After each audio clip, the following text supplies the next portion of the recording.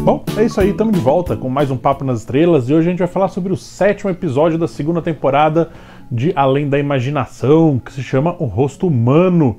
Tem o Christopher Meloni, a Gina Elfman e a Scarlett Johansson depois da gripe, porque a menina é a cara da Scarlett Johansson, só que, tipo, minúsculo, assim, pequenininha. E esse episódio é mais um daqueles onde eles têm boas intenções, eles têm um bom alvo, mas eles erram grosseiramente na execução. É um episódio que o roteiro se baseou em ter grandes bifões de texto, né? Assim, grandes bifões de diálogo para os personagens exporem o que está acontecendo.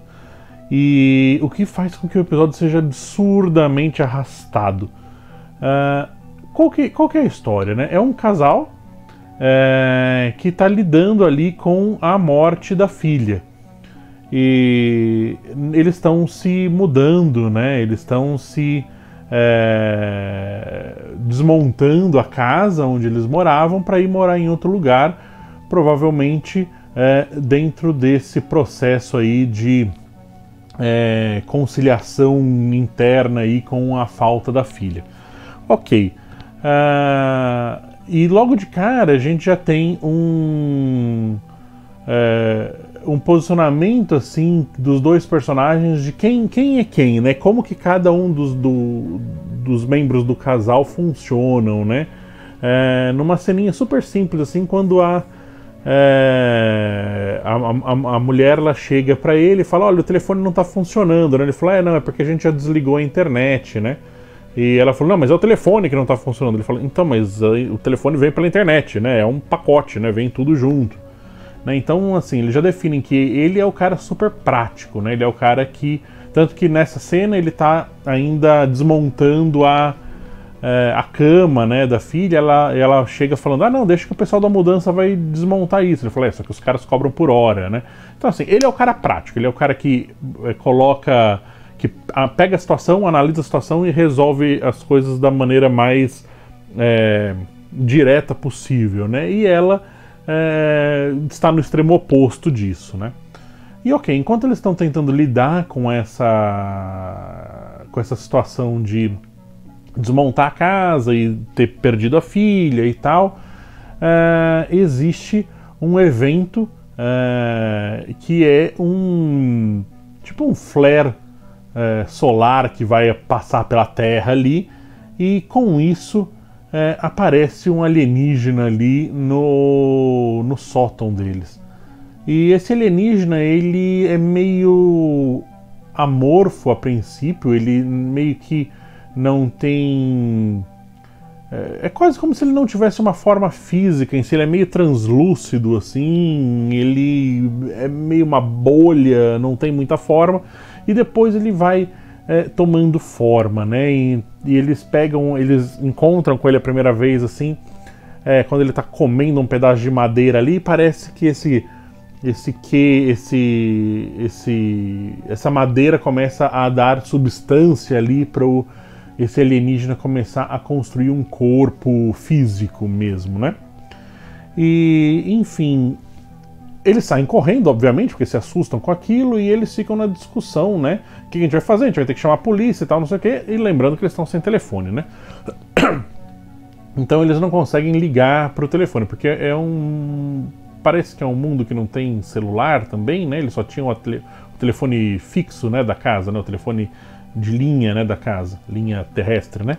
E, enfim, depois aparece um celular no meio do episódio, que é uma inconstância aí, né? Porque se eles definem que a comunicação com o mundo exterior seria o telefone fixo, né? Mas enfim, a mãe começa a falar: você viu os olhos, tal, era ela, tal, não sei o que. Ela começa a reconhecer a filha ali nesse alienígena, e o pai falando: não, imagina, você tá maluca, tal, não é isso que tá acontecendo, tal, blá, blá, blá. E ele sempre tentando achar a resposta racional ali pro que tá acontecendo, né? E até aí, ok, só que a partir desse ponto, onde existe esse primeiro contato ali com o alienígena, né? E o resto do desenvolvimento da história, como eles mesmos definem a filha, né? Eles tem uma cena que eles estão olhando uma foto da filha. Antes disso, né? Eles estão olhando uma foto e eles falam, ela era, agora eu não lembro exatamente a expressão que eles usam, mas ela estava por todos os lugares, né? Ela era tipo adolescente, né? Que tenta um pouco disso, tenta um pouco daquilo. Então você vê foto dela com o cabelo de um jeito, foto do cabelo de outro jeito, não sei o que lá. Então você vê que ela estava era uma adolescente testando coisas na vida, né? Então ela estava por todos os lugares, né? E é mais ou menos isso que o roteiro faz, né? Ele parece que está em todo lugar, assim, mas ele não tem nenhum foco ainda. Ele parece que ele está testando coisas, ele está testando possibilidades, mas ele não se define como roteiro que te entrega realmente uma história. E aí, isso são os primeiros, talvez 8 minutos do episódio.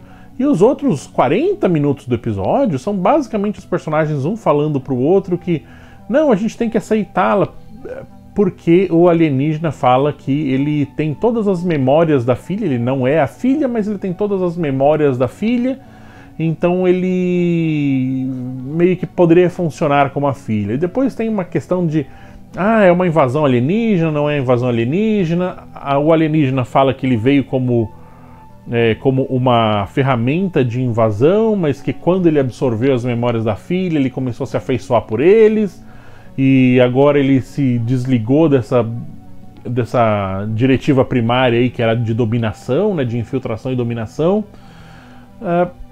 E aí o episódio fica, né, se os personagens tem grandes takes assim, de câmera parada na cara do personagem, o personagem falando e falando e falando, 10 minutos daquele personagem falando, aí depois vira para outro personagem, 10 minutos daquele personagem falando.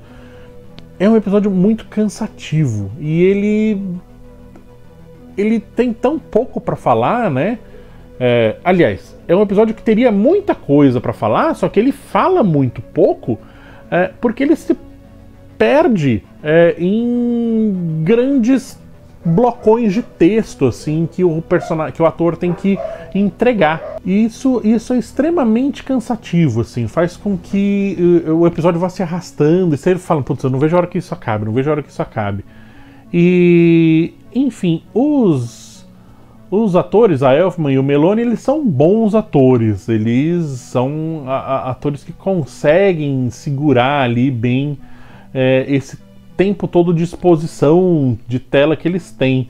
Só que o texto em si que eles estão falando é um texto vazio, ele é um texto que fica girando em torno do mesmo tema várias vezes, né? Então ele pega um tema e fala, isso aqui é azul, aí depois ele dá uma outra maneira de falar que aquilo é azul. E aí ele fica falando por diversos ângulos exatamente a mesma coisa. É muito cansativo, é um episódio cansativo. E eu tinha achado que o episódio anterior era ruim e a série conseguiu me surpreender, porque esse eu acho que é pior. Ele é pior apesar dele estar mais centrado dentro daquela estrutura do Além da Imaginação, né? Que é esse ambiente suburbano, uma famíliazinha que tá tendo uma vida normal e aí acontece uma coisa extraordinária, né? E aí eles cruzam, né, para Além da Imaginação, né? Para a zona do crepúsculo, né? Que seria a tradução ao pé da letra ali do título, né? O Twilight Zone. Isso a princípio colocaria a gente mais confortável, né, na posição de espectador, né? E não, é um episódio que ele, de novo, ele também não tem um plot twist ali no final, né? Ele é super previsível, você sabe exatamente o que vai acontecer. Enfim, no final das contas, esse conflito que se arrastou pelo episódio inteiro de a mãe querer aceitar o alienígena como a filha e o pai falando, não, essa não é a nossa filha.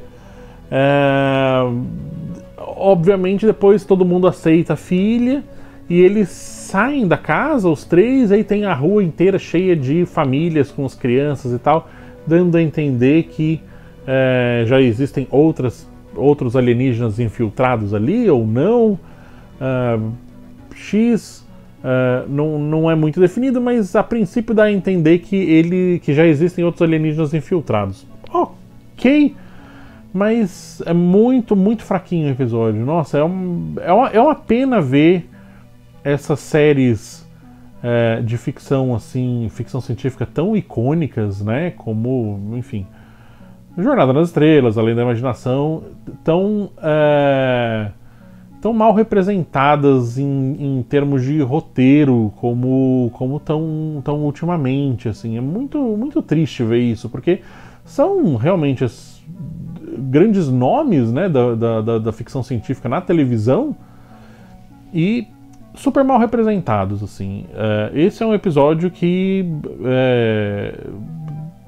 ele me dá a sensação de ser aquele primeiro esboço de um roteiro, né? O roteirista chegou, teve uma ideia, essa é a ideia, e colocou tudo aquilo no papel, montou ali um roteiro, um primeiro esboço desse roteiro, mas não continuou trabalhando em cima do roteiro. E ele entregou aquele esboço para análise, né? Olha, a minha ideia é essa aqui, vocês querem que eu desenvolva, né? E os caras já aceitaram de primeira ali, não, tá bom, vamos gravar, e já mandaram para produção.